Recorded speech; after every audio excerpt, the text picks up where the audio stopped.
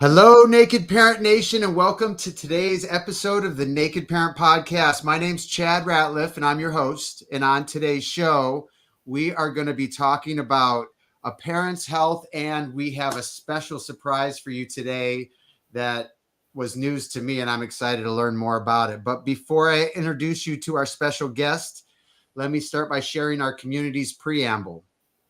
Naked Parent Nation is a worldwide community of parents raising children with all kinds of needs. We come together to share our naked truth, support our fellow parents, and inspire the inner growth that each of us needs to build the life and family of our dreams. For the parents that are struggling, we want you to know that we will love you until you can love yourself. For your children, we pray and send power from our collective group. As we come to understand our divine nature, we realize that there's no need to feel sorry for ourselves, be angry, or feel lack. We come to understand that our feelings of limitation and separation are only in our minds. Through self-realization, we expand our consciousness so that the challenges that perplex us today dissipate one by one until we're able to see and experience gratitude and beauty in everything just as it is. We have the power to create any kind of life we want for ourselves and our families. We do this by living in the naked present moment, one day at a time. Esther and Jerry Hicks call it the science of deliberation, and we call it the answer to all of our prayers. So I'd like to introduce you to Ally Ludlow. Did I say that right, Ally? You did, yeah. She's a full-time working mom with a 7-year-old boy diagnosed with autism, and lack of support from her old job through the diagnosis caused her to become very sick. Ally, welcome to the show. We're excited to have you. Thank you. It's nice to be here. Thank you for inviting me. Thank you. And you are calling in from Wales? Yes, Wales in the UK. So it's quite far away from you guys. That's great. That's great. Can you tell us a little bit about your child and when you realized that something wasn't going the way you thought it was supposed to go? Yeah, so Riley's 7. He was diagnosed with autism when he was about 4. It was a long journey getting his diagnosis, but we got there in the end. It's something that you've got to fight for. I found out, I noticed that something was different. Well, it wasn't really me who noticed things were different. It was more friends and family. When he was about 1. So he started going backwards. When he was 1, he started talking and babbling and things like that. And he started walking really quickly. And then he just forgot those words and started going backwards. And I was in denial a lot of the time. I just told everyone to leave him alone. He's a little boy. Let him grow. Let's see what's going to happen. And I had arguments about it with my family, but ultimately they were right, and I had to come to terms with it. But I realized something was definitely wrong when he was about 2, because his speech, he just wouldn't talk at all. So yeah, that. Yeah. You said went backwards. Do you feel like he regret? Is there something that happened that you think? I don't know. And I've done a lot of research into it, and no one could really tell me because no one knows, which is really frustrating. I've Googled the hell out of autism and tried to research as much as I can. And going backwards apparently is a trait of what some autistic people have. They start learning things, and then they forget what they've learnt, and they have to try and do it again. So I think that's what's happened with him. But honestly, no one can tell me. So I don't know, I'm afraid. Yeah. So one of my children regressed as well. And it's really difficult to look at old pictures or old videos because he used to pray at the table, put his hands together. He liked to sweep. he would look and smile, and now he's 13, nonverbal, wears a diaper, hasn't said a word in Wow. 11 years.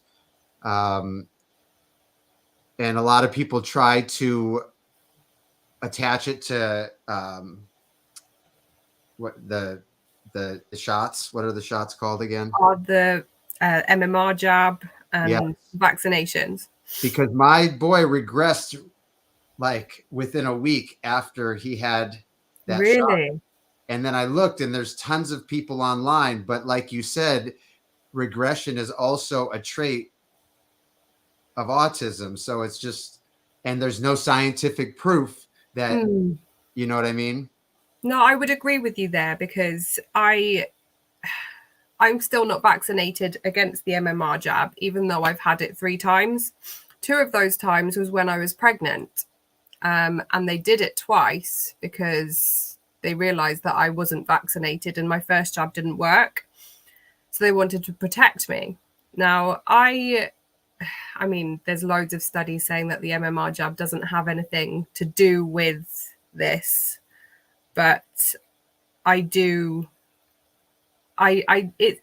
an inkling in the back of my mind that I think it does, because no one can tell me different. No one can tell me why he has autism. No one can tell me what has caused it. So why couldn't it be that? I don't want to go too much off on this tangent, but there's millions of parents online that say it happened just after. Yeah. And I don't think that they could ever come clean with it if they ever found out it was true, because what are they going to say to the tens of millions of families whose dreams were shattered? I mean, how do you rectify that situation? So we'll move forward from there, just like we have to in many situations, being a parent of a special needs child, right? Yes, very true. So can you tell us a little bit about Riley and like what a difficult day looks like, how his uniqueness plays out on a difficult day? So Riley struggles with communication. He started talking when he was 4, 4 or 5, when he started school. And he has something called echolalia, which is basically he copies everything he sees. So for a long time, anything that I asked him, a question, or are you okay, or what are you doing, Riley, he will just repeat what I say back to me, because he didn't understand the concept of a question. He doesn't understand that he has to answer it with something different.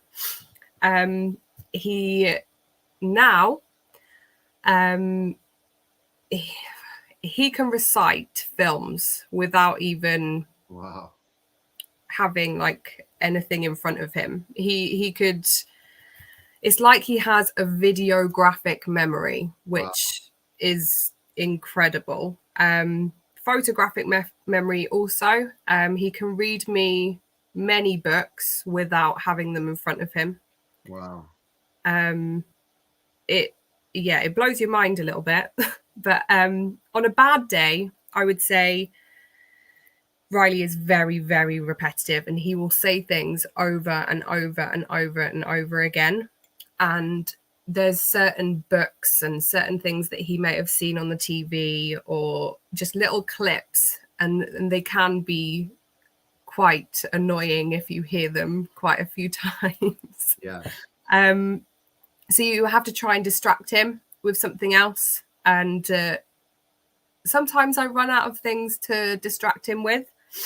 It could be toys, it could be a new TV program, it could be taking him outside. It could be anything. But yeah, you run out of things quite quickly. Lego is a good thing. Lego distracts him quite well. But when he was 4, he refused to walk, which was really, really hard for me, because I love going outside. I love the outdoors. I love going on walks and seeing new things and things like that. And he would just drop to the floor and he wouldn't move. So He would scream, he would shout, he would stamp his feet, everything, and he would just be a dead weight. He just would not move at all. So that was really, really hard. Luckily, because I persevered and I've taken him on so many walks, and I made him, and I know that sounds quite harsh, but I kept saying to him, you can do it, you can do it. And he walked Pen y Fan. You probably won't know what that is. It's a mountain in Wales, which is one of the highest mountains in the country. And he got to the top, and he got to the bottom as well, and we raised over £800 for the National Autistic Society. Awesome. There was about 6 of his friends, his school friends, did it with them as well. It was lovely. But so we've gone from literally he would not walk anywhere to now absolutely loving it. And I think the message from that is just to don't give up, because they can do it. It's just trying to find the right way to do it. Yeah. It made me think of, there was a Runner's World magazine where they had twin brothers with autism. They were in their 20s and they were marathoners, and their motor skills were such that like they had to have somebody run with them, because if there were curbs and things, like they just could do but they would go and run these marathons. And I think about persevering there for Riley, like how healthy of an outlet to have a physical activity. Yeah. That's really cool. I'm really inspired by your persistence there. Thanks. Can you rewind a little bit? Can you tell us a little bit about the journey from family telling you're in denial, and sort of, can you walk us through that and how that felt and what that did for you and your life and your family and everything? Yeah. So like I said, I was in denial. I'd never had a baby before. A new mum. I was 24, and everything was so new to me. Everything. So don't get me wrong, I knew about autism, but not to a level that I think everyone should know. I just thought my family were being difficult and just saying, oh, there's something wrong with him, or just judging him. And I was in a mindset that I didn't need to hear that right now. I just needed to be in a positive mindset. I didn't want to have to worry about anything. I was working full time in a bank, and I was so focused on my career at the time that nothing else could get in the way. And so I fought back, and I told them what I thought, probably not in a way that I should have done. And I regret that now. I think I should have listened, but I'm quite a stubborn person, and it is what it is. But we are all speaking, everyone is all fine. They were just worried. And my mum's a teacher, and my dad's a builder, and both of them noticed something, but I was just like, just leave him alone. Like, and that was it. That was my reaction. And I was in denial for a while. And then it just, little things I started to notice over time. Things like hand flapping, putting things right in front of his eyes, like really, really close. And I'm like, you can't see it from that. You need to pull it away from your eyes a little bit. But it was his stim, and now it kind of all makes a little bit more sense. Whereas he also grinds his teeth when he's very excited, and he does that to kind of calm him. It's his stim. But yeah, there was loads of little things. He started singing the alphabet backwards. That was that that was a bit of an eye-opener. I thought he was doing it wrong at first, so I was trying to tell him, no, it's ABC, and he's like, ZXY, blah, blah, and I'm like, okay. I But couldn't yeah, do that. I know, I wouldn't even have a clue. So yeah, he's a very, very bright little boy, but he does have communication struggles massively. So what about so then what happens emotionally to you when you finally the signs are enough and you realize that family was right? It's usually a difficult period for the parents I talk to. It sure was for me. I think as soon as I realized I was very upset, but the way that I work, the way that my brain works anyway, is I have to try and find out why it's happened, what's caused it, and how I can fix it. Mm-hmm. So I just went into this kind of research mode, and everything else in the world stopped mattering to me. It was just how I was kind of going to get through the diagnosis, what I needed to do, who I needed to speak to, what are the motions, how do I get through this? That was all that I was thinking about, and what I could do to help him. I was upset initially, but I'm so determined to try and get stuff done that I was more focused on the research than anything else, which I think in a way was probably best, because if I stayed upset and if I wallowed, I don't think Riley would be where he is today. Well, good for you and good for him. So it did. You mentioned that it had your career in the finance world was impacted because of what was happening at home. Can you tell us a little bit about that? Yeah, so I won't say what bank it is. I worked for a bank for 7 years as a wealth manager, and it was a very hands-on job. I worked in the branch, so I would see customers face to face. When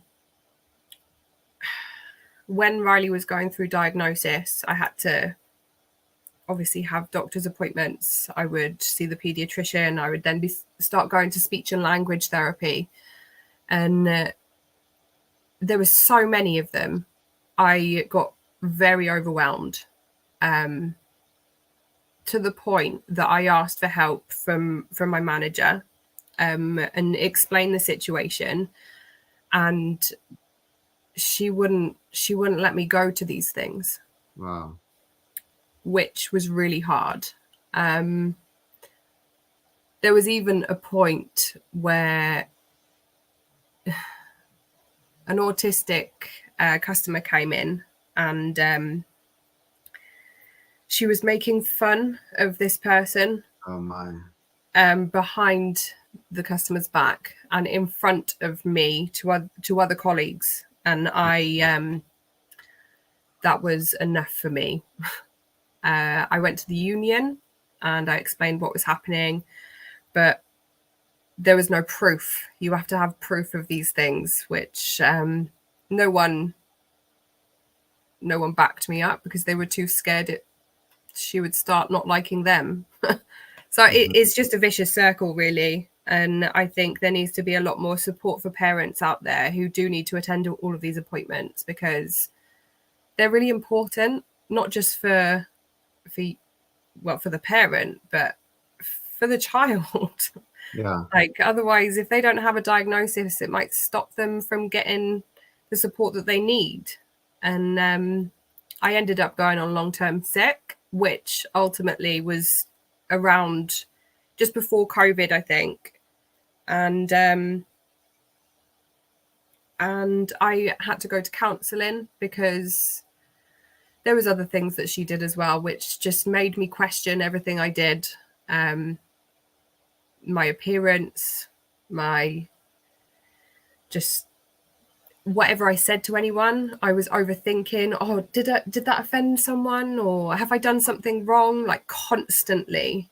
It just made me so paranoid. So I went to counselling, which really helped, and I'm absolutely fine now. I spent the whole of COVID with Riley, homeschooling him, and his speech came on so much, so much. Wow. And now I have a new job, and it's so flexible. The managers are lovely, really, really nice, and I can go and do whatever I want when I want, and that ultimately is the aim. As long as I do my workload, then it's fine. Doesn't matter when I do it. That's great. Yeah. So I'm interested to know a little bit more about your Instagram. Is that your Instagram handle? Yes. _typical.mum? Yeah. So like a typical mum, but it's atypical for autism. I like that. Can you tell us a little bit about that? Is it a job? It was really exciting to hear some of the things that you're doing. Can you tell our audience about that? So I started doing it just to kind of get some awareness of what Riley's really like. His echolalia, his speech delay, his just little hacks that I do with him. And for example, I find loads of resources online. I print them off and I laminate them, and we play little games. So he understands like girls and boys and how to get dressed, and like loads of different things, like concepts which you wouldn't even think of doing in day-to-day life. But it reminds me, and it reminds Riley that we've still got things to build on, and we've still got learning to do. And he also loves the little games and the little laminated characters. So yeah, I've put a lot of that on there, and just clips of our day-to-day life, just so other parents can see it's not all roses and daisies, and nothing's perfect ever. And don't think that it is, because you see so much on Instagram that is perfect, and oh, they've gone to Disney World, they're at the castle, I wish I could do that. And you end up getting jealous of people you don't even know. Yeah. Which I think is horrible. So I've set this page up to try and create awareness for parents who have children with disabilities, autism or whatever it could be, because there are a lot of attractions and places that you can visit and days out that you can do which are free, or which have carers tickets, which parents are actually classed as carers. You can take in proof just of your diagnosis, or even a letter from your doctor, just any kind of form to say that, just proof of the disability. And most places will let you in free, which is amazing. And a lot of people, I don't know whether or not it is the same in the US, but a lot of people in the UK don't know about it. There are different cards. Like, for example, we went to the cinema on Sunday. There's a card which is completely free for parents to go, and you just have to pay for your child. So we went and saw Jurassic World, which he absolutely loved. And that, instead of costing £40, it only cost £6. It just makes such a difference, and so many people don't know about it. But there's, like, for example, we've got National Trust, which is like a national kind of park place. So all carers go free. They can see the outdoors, beautiful places, and God, there is just so many, like aquariums. We went to Bristol Aquarium and we got in for free. Legoland, we get in for free as well. Yeah. And also in Legoland, they have a virtual queuing system for people with autism. So you literally just have it on your app. You can do whatever you want while you're waiting. You don't have to stand in that queue for so long. And then they just call you when they're ready, and you just go straight on. Wow. There's just so many different things that we don't know about and that's not promoted. And I find it really frustrating that we have to fight for those things. So I want to make it known that they are there, and I want to make people's days out that little bit less stressful, because I was so anxious taking Riley out when I first kind of found out everything, because you didn't want them to have a meltdown in front of everyone, or you didn't want to pay full price. And don't get me wrong, like, the attractions can be so expensive. And then you get in, they have a meltdown, you got to turn around and go home, but they won't give you a refund. So I just want to create awareness. That's all I want to do. That's awesome. I mean, I am the person that wish he found your page a long time ago, because I took the kids to Disneyland 10 years ago, and we lasted like an hour. They had to golf cart us out. I'm laying on the kids because they're trying to jump off the golf cart, screaming. It looks like I'm abusing my child, and it costs like $500. And I'm like, I will never go to another attraction again. And we haven't, like, and that's terrible. So I kind of got the chills when you were talking about all these opportunities. Now, what do you recommend? I mean, do I just get the diagnosis and keep it in my back pocket? And when I get to so if you go on to the attractions website and have a look at their tickets, there will always be like an accessibility page. And sometimes even when you go to book the tickets, you can see just carer. So carer classes as a parent, as long as you can provide proof of diagnosis or a benefit of some kind, or just a letter from the doctor. And you just have to pay for your child, and you go in for free.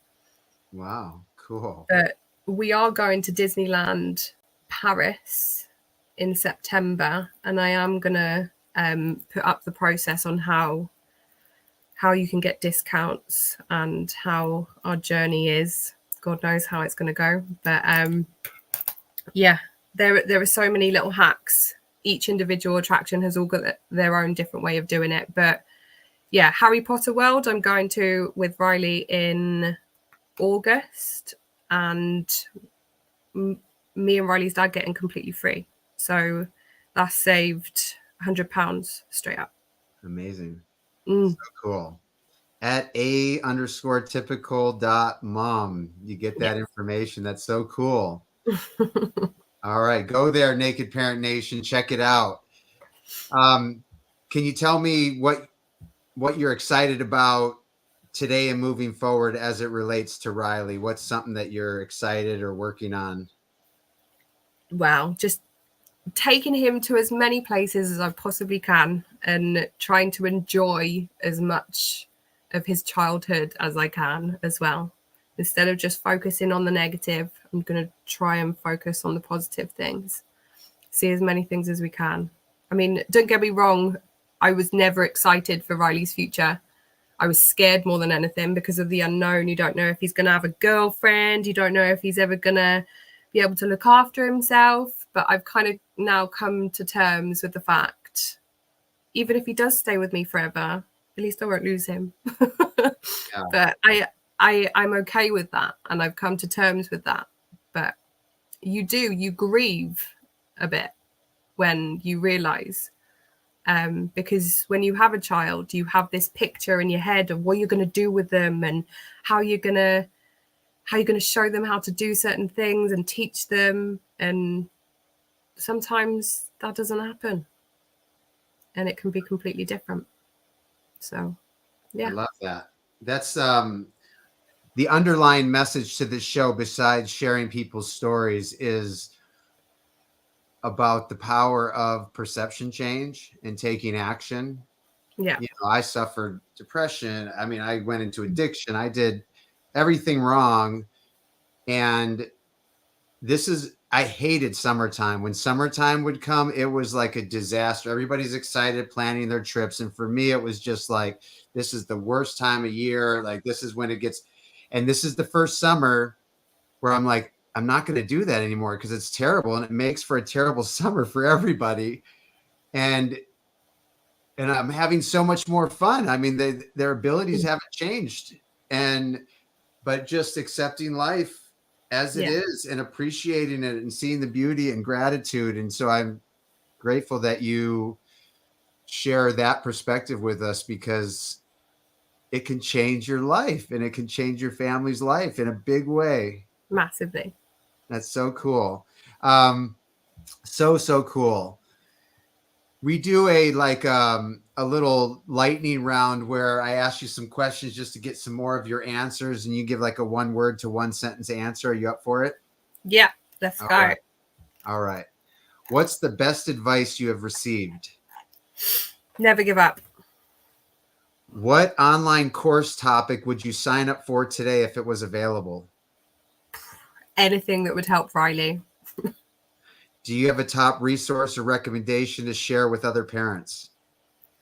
Yeah, you did already, but Julia Donaldson books. Without those, Riley wouldn't be able to read. He can read everything, but the Gruffalo, the Snail on a Whale, the Room on the Broom, all of her books are beautiful. And don't get me wrong, I'm pretty bored of them now, but only because I've heard them so many times. But he loves them. They're brilliant. that's great. That's a great tip. What's the next thing on your list that you want to add for your individual well-being? Enjoy our new garden. We're currently doing a really long garden project and going on these holidays that we haven't had before. So it will be nice to have family time in the new garden and then nice family holidays. That's great. What's one thing you think would improve your life if you did it or had it? More time with Riley. I wish we didn't have to work. I wish we could spend all the time in the world with them, but unfortunately we do. Do you have a favorite product you use for yourself or your child or family that you just love, love, love? I would say it's got to be Lego. As a family, we love it. He has so many types of Lego, and we could sit there as a family for hours and just build and just spend quality time. Yeah, Lego. I got the chills a few times during our conversation. I have to tell you that the journey from diagnosis to where you are today is very inspiring. And I believe in my heart that Naked Parent Nation feels the same way. And I'm really grateful that you shared your journey with us and that you've shared your personal growth with us. In closing, do you have any final thoughts or that you'd like to share with Naked Parent Nation? I think just take time out for you. I always make sure I try and have time away from the situation as well as with him. Things can get tough, but just step away, take some time for you, and just don't give up, because I can promise you it gets so much better, and it will. You've just got to keep going. I'm a believer. I'm a believer. I thank you for being on the show. I'd love to stay connected with you and touch base down the road and hear how Riley's doing and how the family's doing, if that's cool with you. Definitely. It's been a pleasure. Right. And thank you so much again. It's been a great conversation. Thank you. Thank you. Have a great day. You too. Bye-bye.